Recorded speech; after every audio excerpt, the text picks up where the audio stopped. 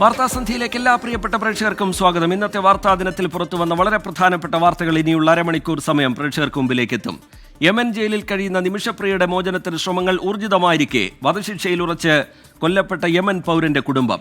വധശിക്ഷയിൽ മധ്യസ്ഥ ശ്രമങ്ങൾക്ക് വഴങ്ങില്ല എന്ന് കൊല്ലപ്പെട്ട തലാലിന്റെ സഹോദരൻ അബ്ദുൽ ഫത്താഹ് മഹദി ആവർത്തിച്ചു. കാന്തപുരം AP അബൂബക്കർ മുസ്ലിയാരുടെ ഇടപെടലിൽ യമനിലെ മതപണ്ഡിതർ തലാൽ കുടുംബവുമായി ചർച്ചകൾ തുടരുകയാണ്. ഇന്ന് നിശ്ചയിച്ചിരുന്ന നിമിഷപ്രിയയുടെ വധശിക്ഷ മാറ്റിവെച്ചെങ്കിലും മോചനത്തിന് കടമ്പകളേറെ.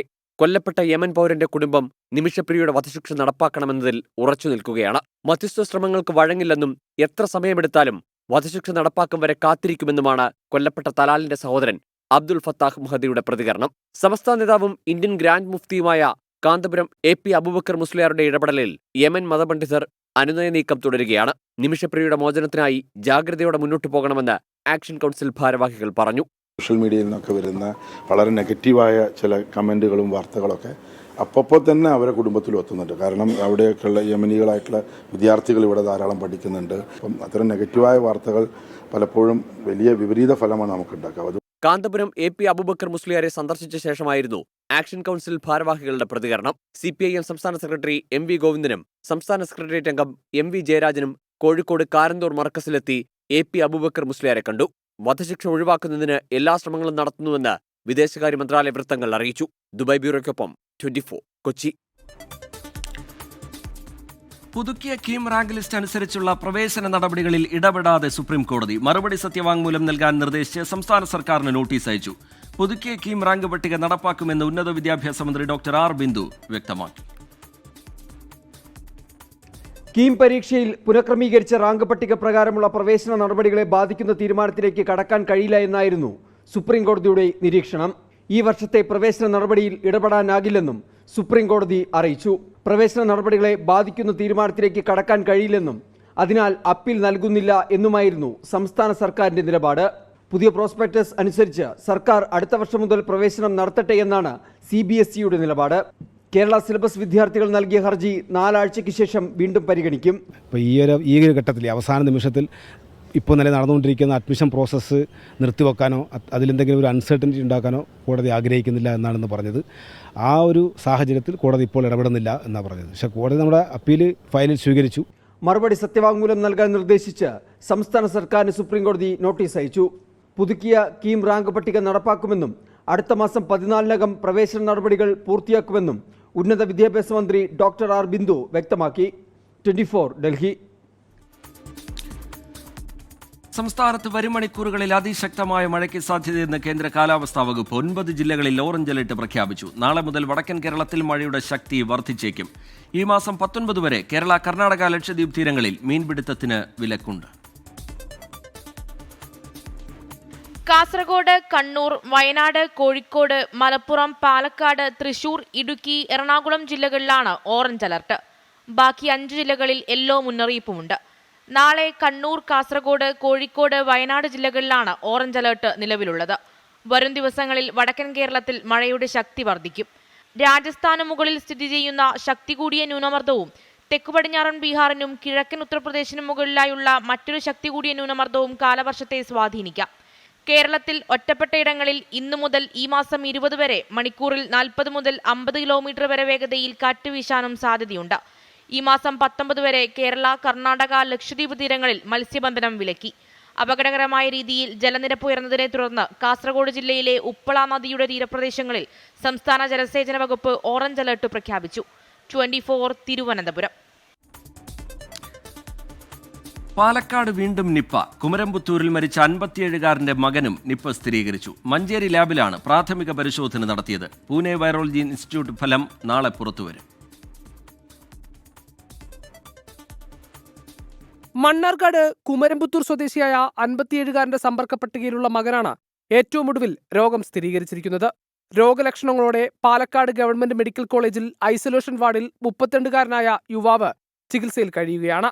കഴിഞ്ഞ ദിവസമാണ് സ്രവം മഞ്ചേരി ലാബിലേക്ക് പരിശോധനയ്ക്ക് അയച്ചത്. ഈ ഫലമാണ് പോസിറ്റീവായത്. 32-കാരന്റെ സമ്പർക്ക പട്ടിക ഉടൻ ആരോഗ്യവകുപ്പ് പുറത്തുവിടും. നിലവിൽ പ്രദേശത്ത് 17 വാർഡുകൾ കണ്ടെയ്ൻമെന്റ് സോണാണ്. അതേസമയം മലപ്പുറം ജില്ലയിൽ 210 പേരും കോഴിക്കോട് ജില്ലയിൽ 114 പേരും നിപ സമ്പർക്ക പട്ടികയിലുണ്ട്. മലപ്പുറം ജില്ലയിൽ 84 സാമ്പിളുകൾ ഇതുവരെ നെഗറ്റീവായിട്ടുണ്ട്. നിപ ബാധിച്ച കോഴിക്കോട് മെഡിക്കൽ കോളേജിലുള്ള പാലക്കാട് മണ്ണാർക്കാട് സ്വദേശിനിയുടെ ആരോഗ്യനില ഗുരുതരമായി തുടരുകയാണ്. വിവിധ ബ്യൂറോകൾക്കൊപ്പം 24 പാലക്കാട്. വളരെ പ്രധാനപ്പെട്ട ഒരു വിവരം ഇപ്പോൾ പുറത്തുവരുന്ന ഈ മാസം 22-ന് ബസ് ഉടമകൾ നടത്താനിരുന്ന സമരം പിൻവലിച്ചു. വിദ്യാർത്ഥി കൺസെഷൻ അടക്കമുള്ള വിഷയങ്ങളിൽ അടുത്തയാഴ്ച വിദ്യാർത്ഥി സംഘടനകളുമായി ചർച്ച നടത്തും. പെർമിറ്റ് വിഷയത്തിൽ 2 ആഴ്ചയ്ക്കകം ട്രാൻസ്പോർട്ട് കമ്മീഷണറുമായി ചർച്ചയുണ്ടാകും. ഇപ്പോൾ ഗതാഗത മന്ത്രി കെ ബി ഗണേഷ് കുമാർ മാധ്യമങ്ങളെ കാണുന്നു. തത്സമയം ഒരു സമവായം ഉണ്ടാക്കാനാണ് ഗവൺമെൻറ് സെക്രട്ടറിക്ക് നിർദ്ദേശം കൊടുത്തിട്ട് അദ്ദേഹം അത് ഉടനെ തന്നെ ചെയ്യും. അത് അവരും സമ്മതിച്ചു. പിന്നെ മറ്റു കാര്യങ്ങളില്ല, ഈ ഒരു 140 കിലോമീറ്റർ വണ്ടി ഓടുന്നതായൊരു പെർമിറ്റിൻ്റെ പ്രശ്നമാണ്. പ്രൈവറ്റ് ബസ് പെർമിറ്റുകൾ അപ്പോൾ അതുമായി ബന്ധപ്പെട്ട കാര്യം പൊളിറ്റിക്കലായിട്ട് തീരുമാനിക്കേണ്ടതാണ്. അപ്പോൾ എനിക്ക് മന്ത്രി എന്ന നിലയിൽ ഒറ്റയ്ക്ക് തീരുമാനിക്കാൻ പറ്റത്തില്ല. ബഹുമാനപ്പെട്ട മുഖ്യമന്ത്രിയും ആലോചിച്ചതിന് ശേഷം അദ്ദേഹത്തിൻ്റെ ശരിയായ നിർദ്ദേശം ലഭിച്ചതിന് ശേഷം മാത്രമേ അക്കാര്യത്തിൽ പറ്റുകയുള്ളൂ എന്ന് അവരോട് ഞാൻ പറഞ്ഞിട്ടുണ്ട്. അതുകൊണ്ട് സമരം പിൻവലിക്കണമെന്ന് അവരോട് ഞാൻ അഭ്യർത്ഥിച്ചു. കേരള ബസ് ഓപ്പറേറ്റേഴ്സ് ഫോറം 99% കാര്യം സാധിച്ചുകൊണ്ട് അവർ സമരം പിൻവലിക്കുകയാണ് എന്ന് അറിയിച്ചിട്ടുണ്ട്. മറ്റുള്ള സംഘടനകൾ സമരത്തിലാണെന്ന് തോന്നുന്നു. അതിന് ചർച്ച നല്ല നിലയിൽ നടന്നു. ഇനിയും ചർച്ച ചെയ്യും. നമുക്ക് ചർച്ചകൾ ചെയ്യാമല്ലോ, കുഴപ്പമില്ല. എന്തായാലും ബസ് ഉടമകൾ 22-ാം തീയതി നിശ്ചയിച്ചിരുന്ന സമരത്തിൽ നിന്ന് പിന്മാറിയിട്ടുണ്ട്. അപ്രായോഗികമായ ചില നിർദ്ദേശങ്ങളാണ് ബസ് ഉടമകൾ മുന്നോട്ട് വെക്കുന്നത് എന്ന കാര്യമൊക്കെ ഗതാഗത മന്ത്രി നേരത്തെ ചൂണ്ടിക്കാട്ടിയിരുന്നു. ഇപ്പോൾ ചർച്ചയിൽ പുരോഗതിയുണ്ട്. 90%-ലധികം പ്രശ്നങ്ങൾ പരിഹരിക്കപ്പെട്ടു എന്നാണ് ഗതാഗത മന്ത്രി പറയുന്നതെങ്കിലും തുടർ ചർച്ചകളുണ്ടാകും. വിദ്യാർത്ഥി സംഘടനകളുമായി ചർച്ചകളുണ്ടാകും, ബസ് ഉടമകളുമായി ചർച്ചകളുണ്ടാകും. എന്തായാലും തൽക്കാലം 22-ാം തീയതിയുള്ള ബസ് സമരത്തിൽ നിന്ന് ബസ് ഉടമകൾ പിന്മാറിയിട്ടുണ്ട്. മറനീക്കുമോ ദുരൂഹത?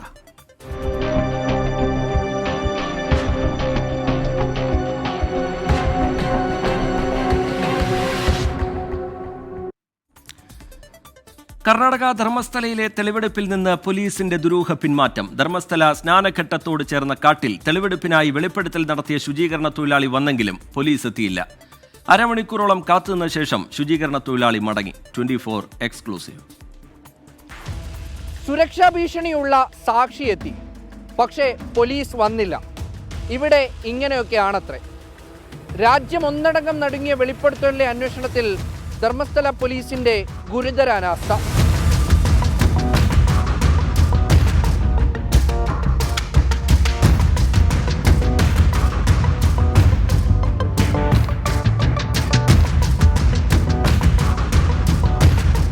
മൂന്ന് മണിയോടെ സാക്ഷിയും അഭിഭാഷകരും എത്തി.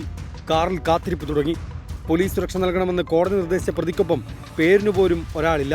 പിന്നീട് മഫ്തിയിൽ 2 പോലീസുകാർ എത്തി. വൈകാതെ അറിയിപ്പ് വന്നു, ഇന്ന് തെളിവെടുപ്പിന് പോലീസ് എത്തില്ല. നേരത്തെ പലതവണ ആവശ്യപ്പെട്ടിട്ടും സാക്ഷി വന്നിരുന്നില്ലെന്നാണ് പോലീസിന്റെ വിശദീകരണം. എന്നാൽ സുരക്ഷാ പ്രശ്നം മുൻനിർത്തിയാണ് എത്താതിരുന്നതെന്ന് ശുചീകരണ തൊഴിലാളിയുടെ അഭിഭാഷകൻ പറയുന്നു. തെളിവെടുപ്പിന് എന്ന് നടക്കുമെന്ന കാര്യത്തിൽ പോലീസിന് മറുപടിയില്ല. പോലീസിന്റെ അനാസ്ഥ ചൂണ്ടിക്കാട്ടി മുൻ ശുചീകരണ തൊഴിലാളിയുടെ അഭിഭാഷകർ കോടതിയെ സമീപിച്ചേക്കും. ധർമ്മസ്ഥലയിൽ നിന്നും ക്യാമറമാൻ ശ്രീകാന്ത് ഗൗരീശപ്പെട്ടതോടൊപ്പം മുഹമ്മദ് റഹീസ്, 24. ഭർത്തൃപീഡനത്തെ തുടർന്ന് ഷാർജയിൽ ജീവനൊടുക്കിയ വിഭജികയുടെയും കുഞ്ഞിന്റെയും മൃതദേഹം നാട്ടിലെത്തിക്കുന്നതിൽ അനിശ്ചിതത്വം. മൃതദേഹം നാട്ടിലെത്തിക്കുന്നതിൽ ഭർത്താവ് നിതീഷിന്റെ നിലപാട് കൂടി അറിയണമെന്ന് ഹൈക്കോടതി വ്യക്തമാക്കി. കുടുംബത്തിന്റെ ആവശ്യങ്ങളിൽ വേണ്ട നടപടി സ്വീകരിക്കുമെന്ന് വിഭജികയുടെ മാതാവ് ശൈലജയ്ക്ക് 24-ലൂടെ കേന്ദ്രമന്ത്രി സുരേഷ് ഗോപിയുടെ ഉറപ്പ്. ഒരാഴ്ച മുമ്പാണ് ഷാർജയിൽ മകളെ കൊലപ്പെടുത്തി കൊല്ലം കേരളപുരം സ്വദേശി വിഭജിക ജീവനൊടുക്കിയത്. ഭർത്തൃവീട്ടുകാരുടെ പീഡനത്തെ തുടർന്നാണ് മരണമെന്നാണ് വിഭജികയുടെ കുടുംബത്തിന്റെ ആരോപണം. വിഭജികയുടെയും മകളുടെയും മൃതദേഹം നാട്ടിലെത്തിക്കണമെന്നാണ് കുടുംബത്തിന്റെ ആവശ്യം. ഇക്കാര്യം ആവശ്യപ്പെട്ട് നൽകിയ ഹർജി പരിഗണിക്കുമ്പോഴായിരുന്നു വിഭജികയുടെ ഭർത്താവ് നിതീഷിന്റെ നിലപാട് കൂടി തേടണമെന്ന് ഹൈക്കോടതി വ്യക്തമാക്കിയത്. നിതീഷിനെയും കക്ഷി ചേർക്കും. ഭർത്താവ് കുറ്റക്കാരനാണെങ്കിലും മൃതദേഹത്തിന്മേലുള്ള അവകാശം നഷ്ടപ്പെടുന്നില്ലെന്നും കോടതി. വിഭജികയുടെ കുടുംബത്തിന്റെ ആവശ്യത്തിൽ നടപടി സ്വീകരിക്കുമെന്ന് മാതാവ് ശൈലജയ്ക്ക് കേന്ദ്രമന്ത്രി സുരേഷ് ഗോപിയുടെ ഉറപ്പ്. അവിടുത്തെ നിയമം പറയുന്നത് ലീഗലി സെപ്പറേറ്റഡ് അല്ലാത്ത ഘട്ടത്തിൽ പ്രയോറിറ്റി ഫോർ ദി ഹസ്ബൻഡ്. അപ്പൊ അതെങ്ങനെ ട്രാക്ക് ഡൗൺ ചെയ്യണമെന്നുള്ളത് നമുക്ക് സമവായത്തിലൂടെയോ കേരള ഗവൺമെന്റിന്റെ ഒരു അണ്ടർടേക്കിങ്ങിലൂടെയോ ഒക്കെ സാധ്യമാകുമെന്നാണ് എനിക്ക് തോന്നുന്നത്. അതിനൊക്കെ നമുക്ക് ശ്രമിക്കാവുന്നതാണ്. വിഭജികയുടെ ഭർത്താവ് നിതീഷിനെതിരെ ഷാർജ പോലീസിൽ പരാതി നൽകാനും കുടുംബം തീരുമാനിച്ചു. മകൾ വൈഭവയുടെ മൃതദേഹം UAE-യിൽ സംസ്കരിക്കാനുള്ള നിതീഷിന്റെ നീക്കം കോൺസുലേറ്റ് ഇടപെട്ട് തടഞ്ഞിരുന്നു. 24 ദുബായ്. പാർട്ടി സ്വന്തം അസ്തിത്വം കളഞ്ഞുകുളിക്കുകയാണെന്ന് CPI സംസ്ഥാന കൗൺസിലിൽ വിമർശനം. സ്വജനപക്ഷപാതവും സ്തുതിപാഠകരുടെ ആധിക്യവും പാർട്ടിയെ നശിപ്പിക്കുകയാണ്. നേതൃത്വത്തിന്റെ ശേഷിയില്ലായ്മ പാർട്ടിയെ ബാധിക്കുന്നതായും കൗൺസിൽ അംഗങ്ങൾ കുറ്റപ്പെടുത്തി. ദേശീയ കൗൺസിൽ തയ്യാറാക്കിയ രാഷ്ട്രീയ പ്രമേയമായിരുന്നു CPI സംസ്ഥാന കൗൺസിലിലെ ഇന്നത്തെ ചർച്ച. എന്നാൽ ദേശീയ സംസ്ഥാന നേതൃത്വങ്ങൾക്കെതിരായ വിമർശനമാണ് ചർച്ചയിൽ അലയടിച്ചത്. ഇടതുപക്ഷമെന്നാൽ CPIM എന്നല്ല അർത്ഥം. CPI സ്വന്തം വ്യക്തിത്വം കളഞ്ഞു കുളിക്കുകയാണ്. സ്വജനപക്ഷപാതവും സ്തുതിപാഠകരുടെ ആധിക്യവും പാർട്ടിയെ നശിപ്പിക്കുകയാണെന്നും കൗൺസിൽ അംഗം അജിത് കൊളാടി വിമർശിച്ചു. സംസ്ഥാന സെക്രട്ടറിയുടെ ഭാരത് മാതാ കി ജയ് വിളിയെയും അജിത് കൊളാടി വിമർശിച്ചു. പരമ്പരാഗത രീതികളിൽ നിന്ന് പാർട്ടി മാറണമെന്നും ചർച്ചയിൽ ആവശ്യമുയർന്നു. കൊല്ലത്തു നിന്നുള്ള R. വിജയകുമാറാണ് ഈ ആവശ്യം ഉന്നയിച്ചത്. നേതൃത്വത്തിന്റെ ശേഷിയില്ലായ്മ പാർട്ടിയെ ബാധിക്കുന്നതായും അദ്ദേഹം വിമർശിച്ചു. മുൻ മന്ത്രി VS സുനിൽകുമാറും ദേശീയ സംസ്ഥാന നേതൃത്വങ്ങൾക്കെതിരെ രംഗത്ത് വന്നു. ആധുനിക കാലത്തിനനുസരിച്ച് മാറാൻ പാർട്ടിക്ക് കഴിയുന്നില്ല. BJP സർക്കാരിനെതിരെ തുടർച്ചയായി സമരങ്ങൾ നടത്താൻ കഴിയണം. നേതൃത്വം തീർത്തും ദുർബലമാണെന്നും VS സുനിൽകുമാർ വിമർശിച്ചു. സംസ്ഥാന സെക്രട്ടറി പൊതുവേദികളിൽ ക്ഷുഭിതനാകുന്നതിനെതിരെയും അംഗങ്ങൾ വിമർശനം ഉന്നയിച്ചു. ചർച്ചയ്ക്ക് മറുപടി പറഞ്ഞ ബിനോയ് വിശ്വം വിമർശനങ്ങളെ തൊട്ടതേയില്ല. ഭാരത് മാതാ കി ജയ് മുദ്രാവാക്യം നെഹ്റു വിളിച്ചതാണെന്ന് മാത്രമാണ് ബിനോയ് വിശ്വം പറഞ്ഞത്. ഇതിനെ അജിത് കൊളാടി എതിർത്തപ്പോൾ ഇത് രാഷ്ട്രീയ പ്രമേയ ചർച്ചയിലല്ല പറയേണ്ടതെന്നായിരുന്നു ബിനോയിയുടെ മറുപടി. ഇവിടെയല്ലെങ്കിൽ എവിടെയാണ് ഇതൊക്കെ പറയേണ്ടതെന്ന് ചോദിച്ച് അജിത് കൊളാടി എഴുന്നേറ്റതോടെ തർക്കത്തിനില്ലെന്ന് പറഞ്ഞ് ബിനോയ് വിശ്വം മറുപടി അവസാനിപ്പിച്ചു. നേതൃത്വത്തെ വിമർശിച്ച നാട്ടിക MLA CC മുകുന്ദനെ ഇന്ന് പാർട്ടി ആസ്ഥാനത്തേക്ക് വിളിപ്പിച്ചു. പാർട്ടിക്ക് വഴങ്ങുന്നുവെന്നാണ് മുകുന്ദന്റെ പുതിയ പ്രതികരണങ്ങൾ നൽകുന്ന സൂചന. എൻ്റെ പാർട്ടിയിലെ CPI വ്യത്യാസമായിട്ടൊന്നും പറയാനില്ലല്ലോ. അതിൻ്റെ അകത്ത് ഒന്നും പറയാനില്ല. എൻ്റെ പാർട്ടി പറഞ്ഞ നിർദ്ദേശങ്ങൾ പൂർണ്ണമായി ഞാൻ നടപ്പിലാക്കണം എൻ്റെ പണി. ഞാൻ കമ്മ്യൂണിസ്റ്റ് പാർട്ടിയുടെ പ്രവർത്തകനാണ്. പാർട്ടിയെ വിശ്വസിക്കുന്ന കൂട്ടത്തിൽ ഒരു കാര്യം എൻ്റെ പാർട്ടി പറയുന്ന മുന്നോട്ട് പോകാൻ ആഗ്രഹിക്കുന്നത്. അതെന്നെ എൻ്റെ പാർട്ടിയാണ്. R. ശ്രീജിത്ത്, 24, തിരുവനന്തപുരം. കേരള സർവകലാശാലയിലെ അധികാര വടംവലിക്കും ഭരണസ്തംഭനത്തിനും മാറ്റമില്ല. VCയുടെ വിലക്ക് തള്ളി രജിസ്ട്രാർ ഡോക്ടർ KS അനിൽകുമാർ ഔദ്യോഗിക വാഹനത്തിൽ സർവകലാശാലയിലെത്തി. പിന്നാലെ KS അനിൽകുമാറിനെ ഒഴിവാക്കി VC doctor Mohanan Kunnummal online യോഗം വിളിച്ചു. സിൻഡിക്കേറ്റ് സസ്പെൻഷൻ റദ്ദാക്കിയ KS അനിൽകുമാറിനെ ഒഴിവാക്കി സെന്റർ ഫോർ ഗ്ലോബൽ അക്കാദമിയുടെ യോഗമാണ് VC വിളിച്ചു ചേർത്തത്. ഓൺലൈനായി ചേർന്ന യോഗത്തിൽ രജിസ്ട്രാർ ഇൻ ചാർജ് എന്ന നിലയിൽ പങ്കെടുത്തത് മിനി കപ്പനാണ്. 93 വിദേശ വിദ്യാർത്ഥികൾക്ക് കേരളയിൽ പ്രവേശനം നൽകാനും യോഗത്തിൽ തീരുമാനമായി. രജിസ്ട്രാർ KS അനിൽകുമാറിന് ഔദ്യോഗിക വാഹനം തടയാൻ കഴിഞ്ഞ ദിവസം VC നടത്തിയ നീക്കം സർവകലാശാല തള്ളിയിരുന്നു. സെക്യൂരിറ്റി ഓഫീസറോട് ഡ്രൈവറിൽ നിന്ന് വാഹനത്തിന്റെ താക്കോൽ വാങ്ങി മിനി കാപ്പിനെ ഏൽപ്പിക്കാനായിരുന്നു VCയുടെ ഉത്തരവ്. എന്നാൽ ഔദ്യോഗിക വാഹനത്തിൽ തന്നെ രജിസ്ട്രാർ ഇന്ന് സർവകലാശാലയിലെത്തി. എനിക്ക് സ്വന്തമായ വാഹനമില്ല, സർവകലാശാലയുടെ വാഹനമാണ്. സർവകലാശാല ആസ്ഥാനത്ത് സുരക്ഷാ പ്രശ്നങ്ങളുണ്ടെന്ന് BJP സിൻഡിക്കേറ്റ് അംഗങ്ങൾ ആരോപിച്ചു. എന്നാൽ ഈ ആവശ്യം ഉന്നയിച്ച BJP സിൻഡിക്കേറ്റ് അംഗങ്ങളോട് രൂക്ഷമായ ഭാഷയിലാണ് ഹൈക്കോടതി പ്രതികരിച്ചത്. നിങ്ങളെ ആരെങ്കിലും തടയുകയോ ആക്രമിക്കുകയോ ചെയ്തോ എന്ന് കോടതി ചോദിച്ചു. തടസ്സം നേരിട്ട തീയതിയും സമയവും ഉൾപ്പെടെ കോടതിയിൽ തിങ്കളാഴ്ച വിശദമായ സത്യവാങ്മൂലം സമർപ്പിക്കാൻ ആവശ്യപ്പെട്ടിട്ടുണ്ട്. സർവകലാശാലയിൽ സുരക്ഷാ പ്രശ്നങ്ങളൊന്നുമില്ലെന്നും VC അധികാര ദുർവിനിയോഗമാണ് നടത്തുന്നതെന്നും ഇടത് സിൻഡിക്കേറ്റ് അംഗങ്ങൾ. സർവകലാശാല ഭരണസ്തംഭനത്തിൽ KSU പ്രതിഷേധ ധർണ നടത്തി.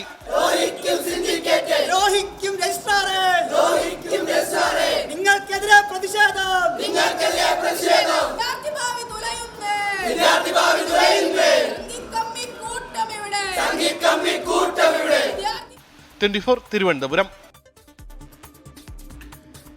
സ്കൂൾ സമയമാറ്റത്തിൽ എതിർപ്പുന്നയിച്ച മുസ്ലിം സംഘടനകളെ അനുനയിപ്പിക്കാൻ CPIM. കാന്തപുരം AP അബൂബക്കർ മുസ്ലിയാരുമായി പാർട്ടി സംസ്ഥാന സെക്രട്ടറി MV ഗോവിന്ദൻ നേരിട്ട് ചർച്ച നടത്തി. സമയമാറ്റത്തിൽ സർക്കാർ സമവായമുണ്ടാക്കണമെന്ന് കൂടിക്കാഴ്ചയിൽ കാന്തപുരം ആവശ്യപ്പെട്ടു. സർക്കാർ ചർച്ച പ്രഹസനമാണെന്ന് മുസ്ലിം ലീഗ് സംസ്ഥാന ജനറൽ സെക്രട്ടറി PMA സലാം കുറ്റപ്പെടുത്തി. സ്കൂൾ സമയമാറ്റത്തിൽ മുസ്ലിം സംഘടനകളെ ചർച്ചയ്ക്ക് വിളിച്ചെങ്കിലും തീരുമാനം മാറ്റില്ലെന്ന നിലപാടിലാണ് സർക്കാർ. വിദ്യാഭ്യാസ മന്ത്രി V ശിവൻകുട്ടി ഈ നിലപാടുമായി മുന്നോട്ട് പോകുന്നതിനിടെയാണ് MV ഗോവിന്ദൻ കാന്തപുരം AP അബൂബക്കർ മുസ്ലിയാരെ കോഴിക്കോട് മർക്കസിലെത്തി കണ്ടത്. സമസ്തയുടെ ഇരുവിഭാഗങ്ങളും മറ്റു മുസ്ലിം സംഘടനകളും സ്കൂൾ സമയമാറ്റത്തിൽ സർക്കാരിനെതിരെ നിലപാടെടുത്തിട്ടുണ്ട്. തദ്ദേശ ഭരണ തെരഞ്ഞെടുപ്പ് അടുത്തിരിക്കെ മുസ്ലിം സംഘടനകളുടെ കൂട്ടായ പ്രതിഷേധമുണ്ടാകുന്നതിലെ അപകടം തിരിച്ചറിഞ്ഞാണ് പാർട്ടി സെക്രട്ടറിയുടെ നീക്കം. തുറന്ന ചർച്ചയ്ക്ക് സർക്കാർ തയ്യാറാകണമെന്ന് MV ഗോവിന്ദനെ കാന്തപുരം അറിയിച്ചെന്നാണ് വിവരം. എന്നാൽ ഈ വിഷയത്തിൽ ചർച്ചയെ നടന്നിട്ടില്ലെന്നാണ് MV ഗോവിന്ദന്റെ പ്രതികരണം.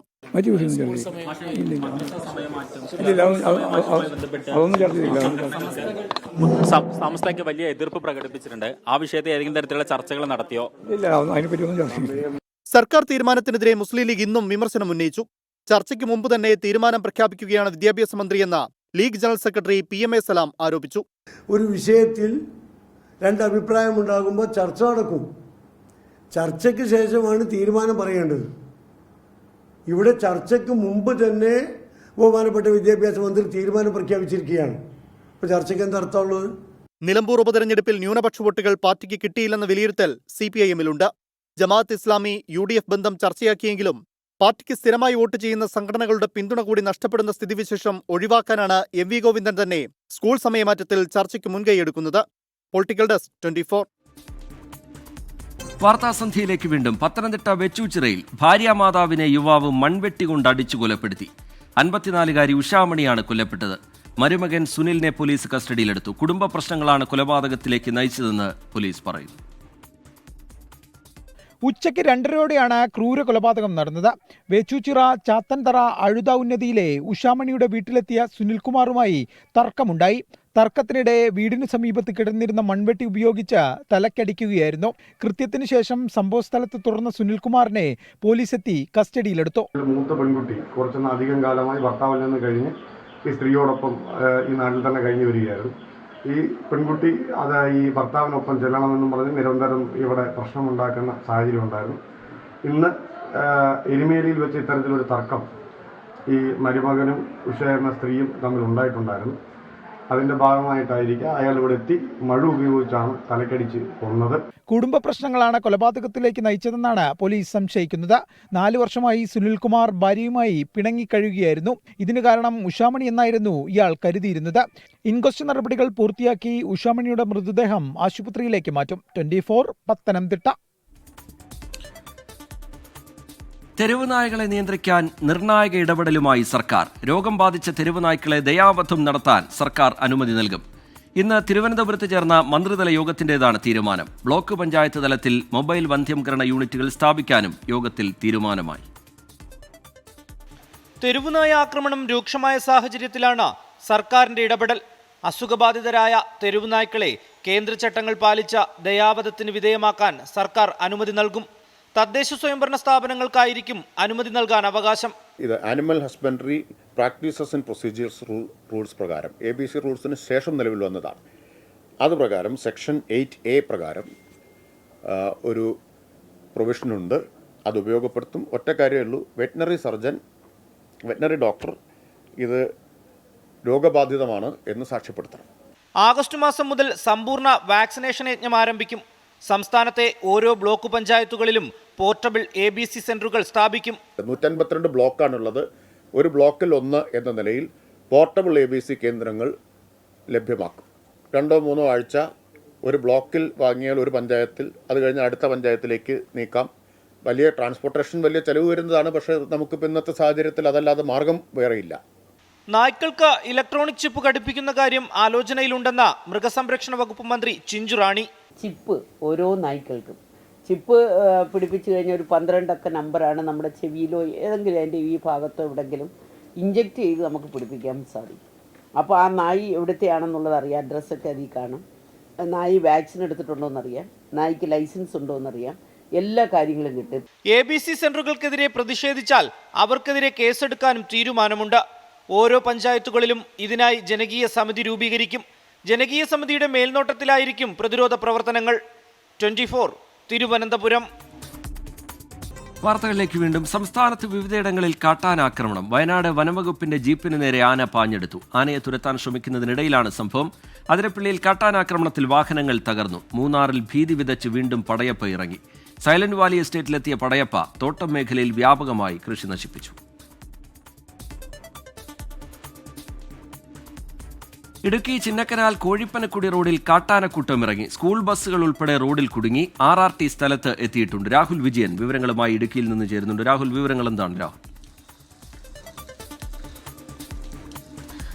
രജിത്ത് ഇന്ന് 4 മണിയോടുകൂടിയാണ് ചക്കക്കൊമ്പനും കാട്ടാനക്കൂട്ടവും ഈ കോഴിപ്പന്നക്കുടിയിലേക്കുള്ള റോഡിൽ ആ നിലയുറപ്പിച്ചത്. ഏറെ നേരം അവിടെ തന്നെ ഉണ്ടായിരുന്നു, അല്പസമയം മുമ്പ് വരെ ഉണ്ടായിരുന്നു എന്നുള്ളതാണ് ഏറ്റവും പ്രധാനപ്പെട്ട കാര്യം. ആ സ്കൂൾ കുട്ടികളുമായി എത്തിയ വാഹനം ഉൾപ്പെടെ റോഡിൽ കുടുങ്ങുന്ന ഒരു സാഹചര്യം ഉണ്ടായിരുന്നു. പിന്നീട് നാട്ടുകാരെത്തി ബഹളം വെച്ചെങ്കിലും കാട്ടാനകളൊന്നും പിൻവാങ്ങാൻ തയ്യാറായിരുന്നില്ല.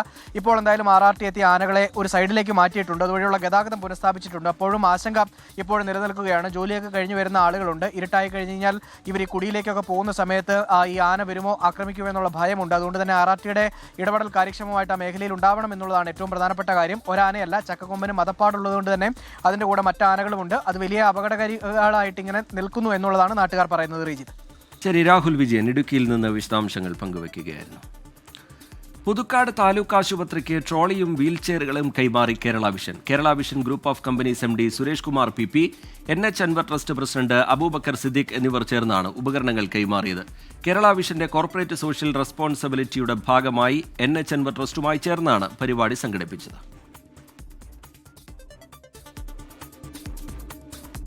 നോക്കാം ചില വാർത്തകൾ ചുരുക്കത്തിൽ, വേഗത്തിൽ.